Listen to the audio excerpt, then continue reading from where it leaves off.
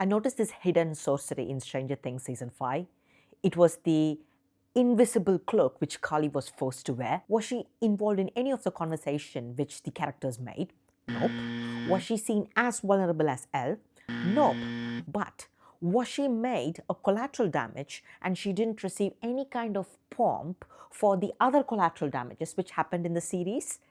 Absolutely yes. Am I right in thinking this is a microaggression? Absolutely, because even when she was about to die, Elle was chosen over her and she wasn't even noticed until Hopper had to be reminded to go pick her up. Being an Indian in a Western country, I have been in many circumstances where I'm the only person of color in a room. In professional setups, this has worked out for me because I've found my voice and make people hear it. However, when it comes to casual setups, the case has been completely different. Say for an example, in a setup like this, I would be trying to make a casual conversation with someone.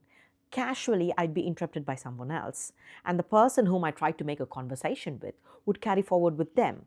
It was as if I never asked the question in the first place, or why even I never existed in that room, in that space with them. And I'm not saying that this is the case every single time, but it has happened so many times now that I have learned to detect it as a pattern. Of course, there are exceptions.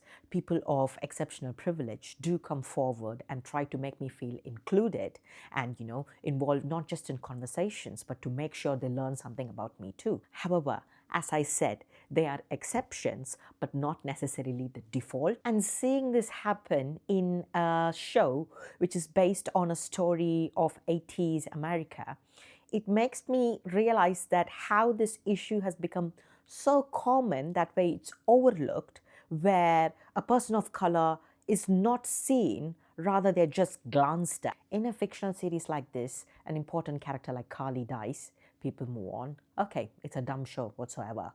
However, in real life, this kind of selective erasure is something way more dangerous, and I feel the impact it has on mental health and on people's minds and on their ability to be belonged anywhere is severely impacted.